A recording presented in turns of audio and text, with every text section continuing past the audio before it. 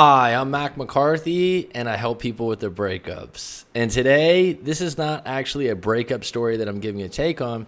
This is actually someone that I've been in a couple live coaching sessions with, and I've had a couple follow-up emails. So basically, if you're in a coaching session, we do have email contact afterwards and updates, and you can get my take on what's transpiring moving forward. So what happens is, out of the coaching session, sometimes something comes up, or what happens a lot is you talk for an hour or 2 hours. In most cases, the first time I talk to you in a coaching session, it probably will be 2 hours to an hour, maybe an hour and a half, 2 hours.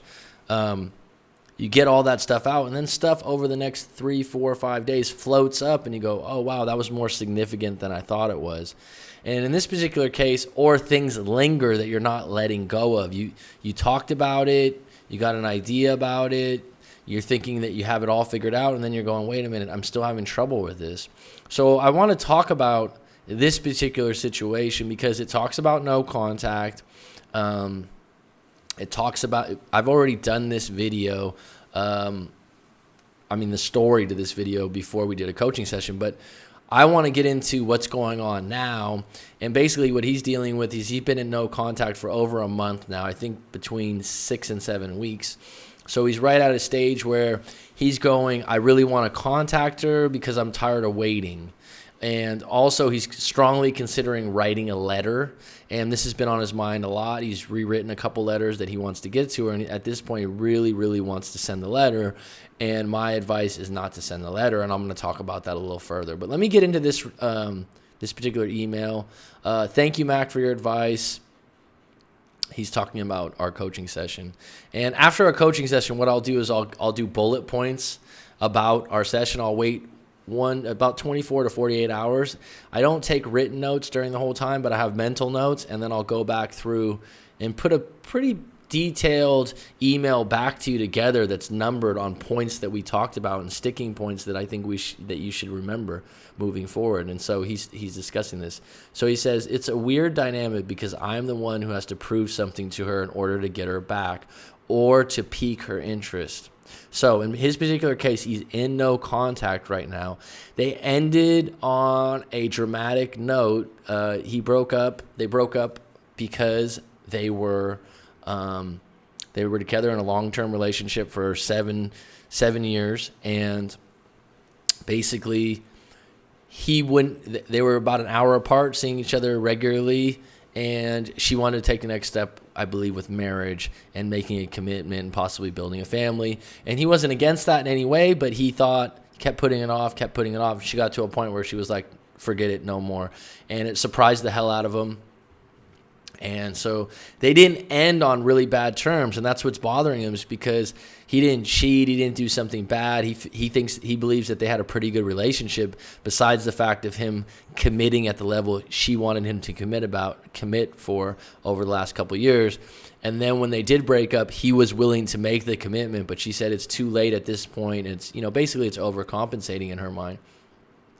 So now, after going back to her after the breakup and going, I'm all in, I'll move in together, this, that, and the other, and, doing a little begging and pleading, being highly dramatic, he walked away, and he's been in no contact now, like I said, for about a month and a half, give or take. And the no contact thing worked for me because it allowed me to work on a few details about my approach to relationships. So he's saying that the no contact, like I tell many people, it's for you to take some inventory of your own life. He said, but I'm very happy with everything else surrounding my life, which is a big deal. This is something I talk about in coaching. A lot of times in coaching sessions, I'm going to send you about 10 questions to kind of unpack some things that are outside of your relationship. And a lot of times we can become fixated on the breakup and not realize what we have things to be thankful for, or other areas of our life that we need to repair and make better. A lot of times, there's a financial strain with your job, and that's creating problems in your relationship, but actually they're two separate problems. So when you break up, you actually get an opportunity to go, oh, wait a minute, this financial issue, if I look at it without worrying about my relationship, I can fix this, I can get a better job, I can do this.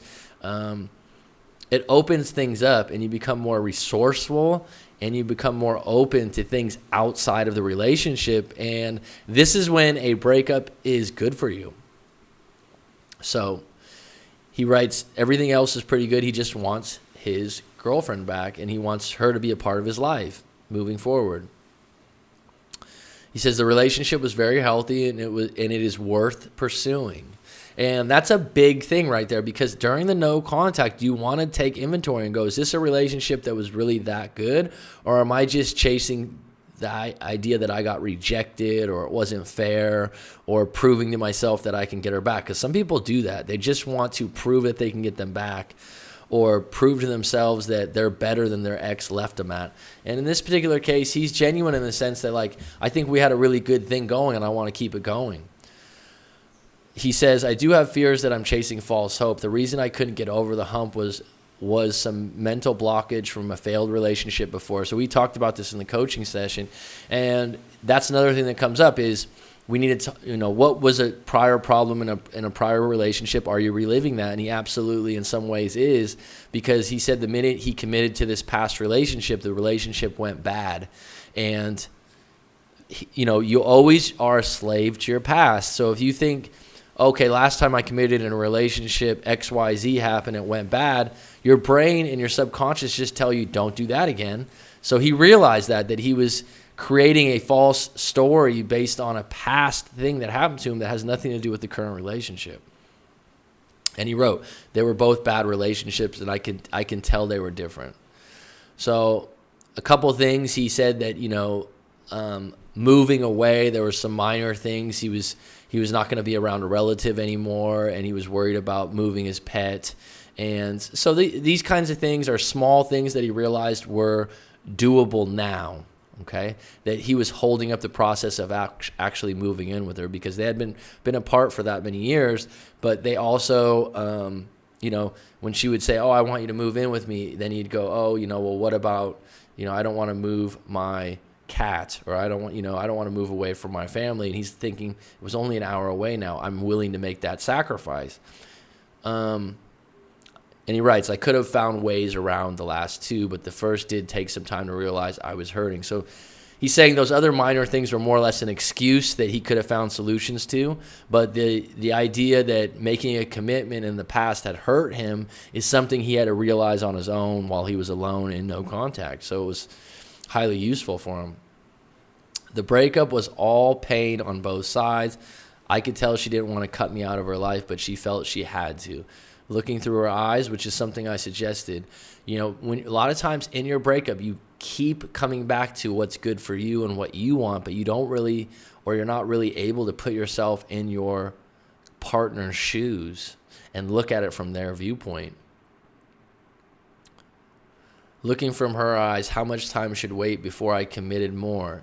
If she wants to get married, if she wants to have kids, she feels I'll never give her those things. Why should she keep chasing her own false hope?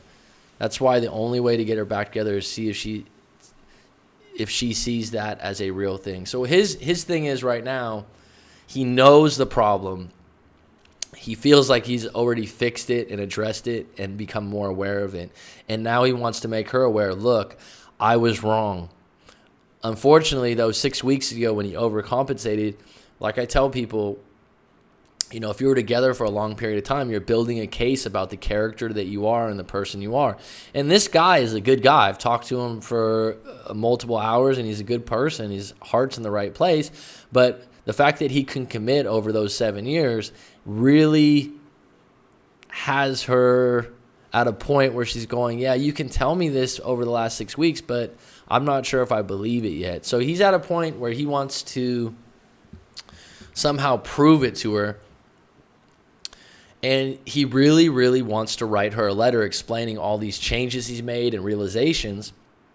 And I've read the letter or a couple drafts of it, and he's changed it a couple times. And I understand where he's coming from. I mean, to him, he wants her to know, hey, I'm all in. And he's even talked to another breakup coach, he said, that suggested that he just stay in no contact at this point and move forward.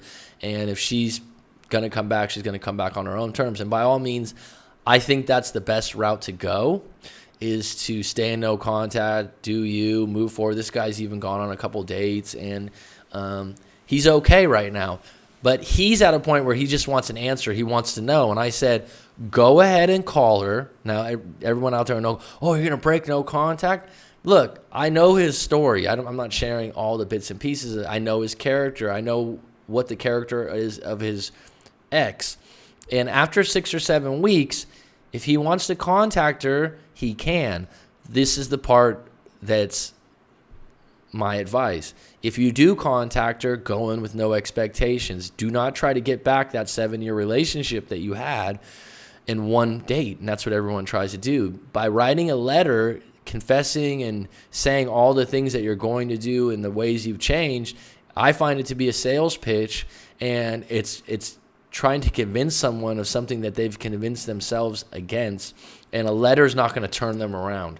Being in your presence and hanging out and reconnecting organically and over a nice period of time, slowly but surely, with her having a choice of what she feels and when she feels it, rather than you putting a letter in front of her. The letter is going to put a lot of pressure on her to make a decision because it's so heavy.